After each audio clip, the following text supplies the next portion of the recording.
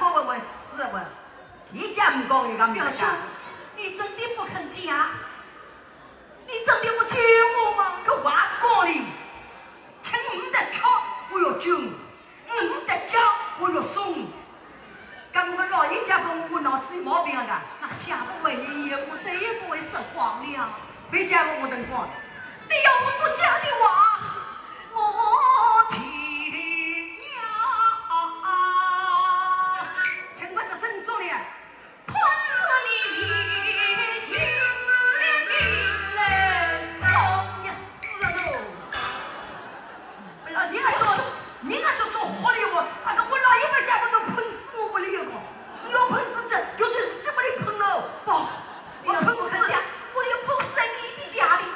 还觉得我门口眼睛都要喷，等我办不着，我就不，我死我不理你，我要死人的我想。表兄，搿种个人都有个，你就也好吧。还不嫁不给个不喷死我不理啊！好，我这身做做。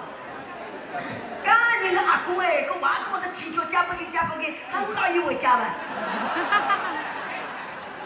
非嫁了，俺们的老爷都不嫁啊！你我阿公我嫁不给，我俺们的老爷我嫁不给我啊！阿公我这身公公，嫁不给啊！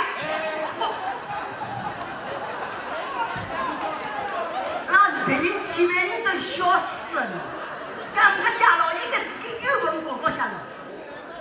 表兄啊，那你就加尾吧，我也没。我不是讲啊，那只山，你跟那只山我都非讲啊啦。